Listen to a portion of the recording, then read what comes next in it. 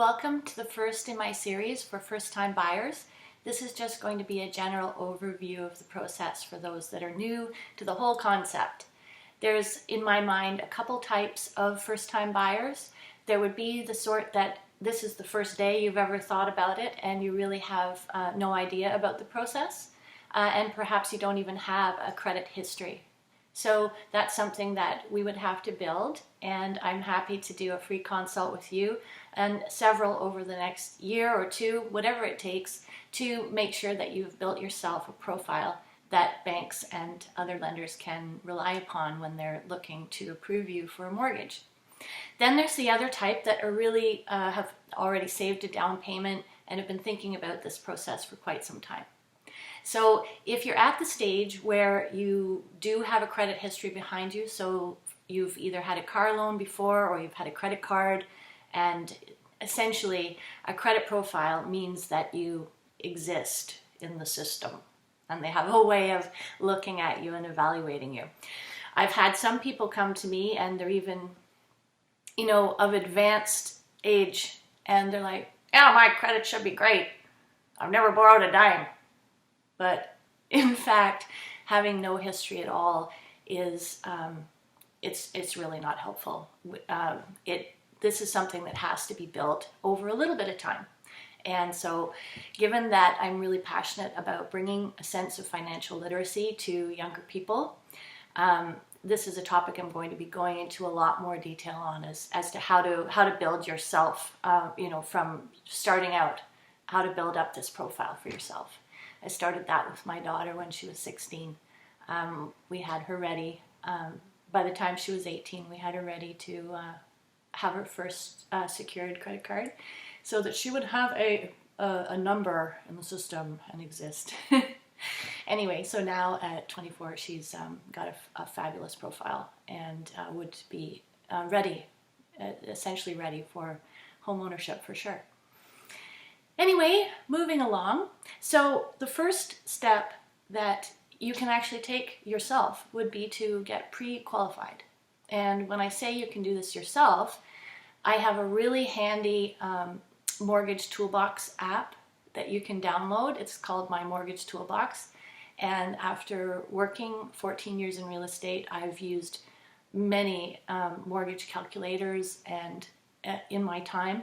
And I've found this is really an incredible app to have because there's so many different types of calculators within it, including how much can I afford and what is the stress test and how do I look taking the stress test. Like, these are all things that you can do yourself.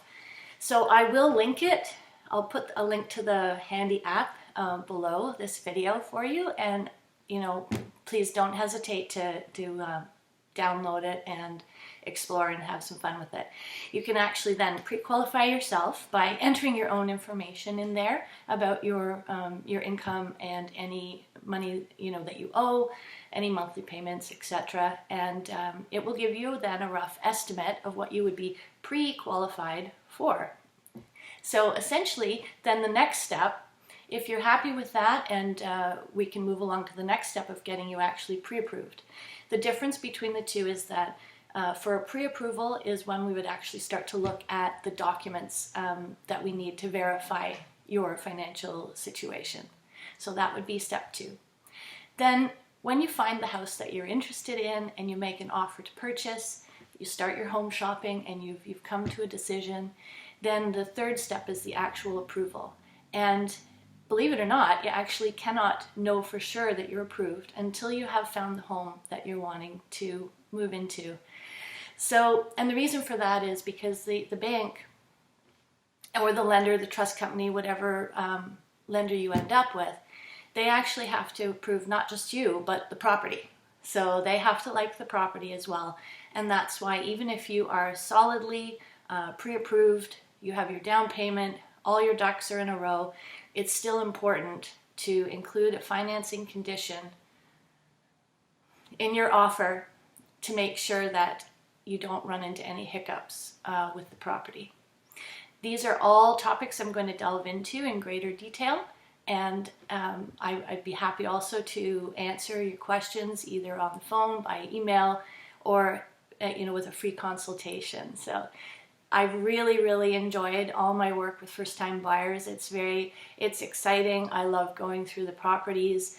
I enjoy identifying, helping you identify, certain things to look out for in terms of plumbing and electrical, and it's just such an exciting and fun process. And I love questions, and I enjoy so much the challenge of finding a way to answer, especially questions that are new to me.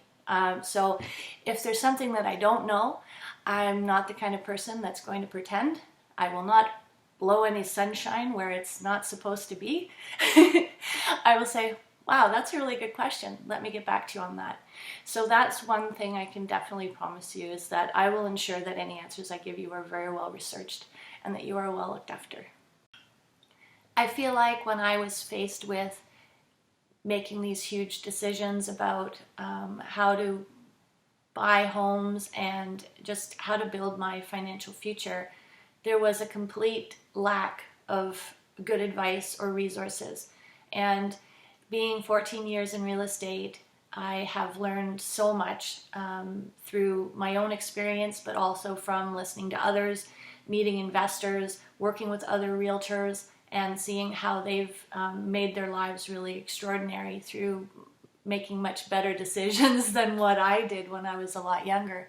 And so that's the whole reason, the whole crux behind bringing this video library and bringing financial literacy, is that my life and my children's life would be vastly different now if I had known even the half of it. So if you found this video helpful, please consider liking, subscribing, and/or sharing it. Thanks so much, and please tune in again. I'm going to be covering in more detail topics like why you should consider using a mortgage brokerage versus just walking into your bank. What are the advantages for you in doing so? I'm going to unpack credit profile and credit score, credit history, and how to build it and/or improve it. And also things to look out for as a first-time buyer when you begin your home shopping. So there's going to be so many topics, and it's something I'm really excited to be bringing to the market. So thanks so much for tuning in, and see you next week. Bye.